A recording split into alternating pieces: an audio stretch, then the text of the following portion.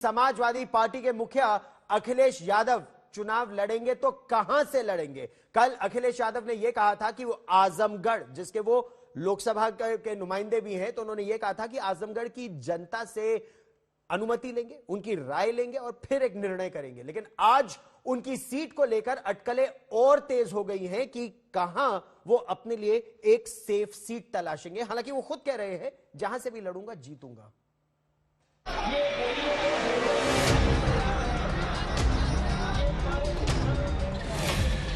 अखिलेश चुनाव लड़ेंगे।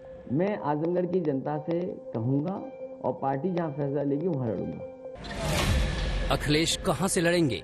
मैं आजमगढ़ की जनता से अनुमति लेकर के ही चुनाव लड़ूंगा, अगर चुनाव लड़ता हूं तो। अखिलेश कब लड़ेंगे? बीजेपी की तारीख अगर आपको पता हो तो हम अपनी तारीख बता दें। समाजवादी पार्टी तय करेगी कहां चुनाव लड़ें, लेकिन क्योंकि समाजवादी पार्टी आगे है, समाजवादी पार्टी आगे है तो आगे ही रहेंगे हम भी। 3 सवाल और तीनों के जवाब खुद अखिलेश की जुबान से, लेकिन जवाबों की तासीर ऐसी कि एसपी अध्यक्ष ने समर्थकों, विरोधियों और मीडिया को भी करीब करीब उलझा ही दिया। कैसे, ये समझिए। जिस आजमगढ़ की जनता से राय लेने की बात अखिलेश कर रहे हैं, वहां चुनाव 7वें चरण में है। योगी आदित्यनाथ की सीट गोरखपुर में चुनाव 6ठे चरण में है, लेकिन अखिलेश कह रहे हैं कि वो योगी से पहले भी लड़ सकते हैं। मैं आजमगढ़ की जनता से कहूंगा और पार्टी जहां फैसला लेगी वहां लड़ूंगा, और चुनाव पहले होना चाहिए, योगी जी से पहले लड़ लें चुनाव।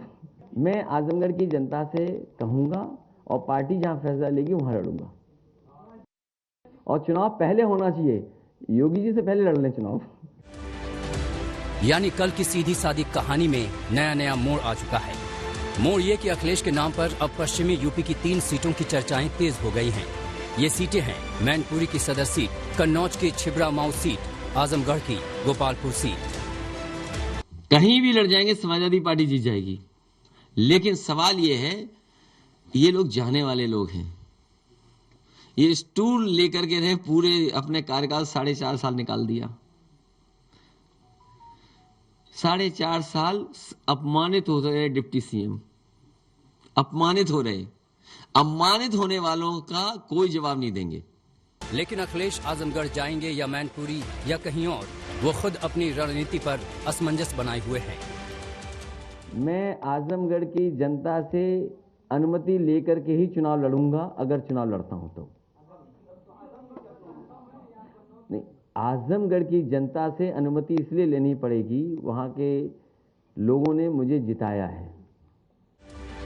वैसे तो पश्चिमी उत्तर प्रदेश समाजवादी पार्टी का ही गढ़ माना जाता है, लेकिन 2017 के विधानसभा चुनाव में चली बीजेपी की आंधी में सारे समीकरण धराशायी हो गए थे। बीजेपी को पश्चिमी यूपी की 97 सीटों में 44.4% वोट के साथ 82 सीटें हासिल हुई थी। वहीं एसपी को 19.5% वोट के साथ 9 सीटें हासिल हुई थी। लेकिन इस बार किसान आंदोलन के असर और एसपी आरएलडी गठजोड़ के चलते अखिलेश को अपनी खोई हुई जमीन कुछ हद तक वापस पाने की उम्मीद है। यही वजह है कि पश्चिमी यूपी से अखिलेश की किसी भी दावेदारी पर बीजेपी निशाना साध रही है। उत्तर प्रदेश के पूर्व मुख्यमंत्री और समाजवादी पार्टी के वर्तमान अध्यक्ष श्री अखिलेश यादव जी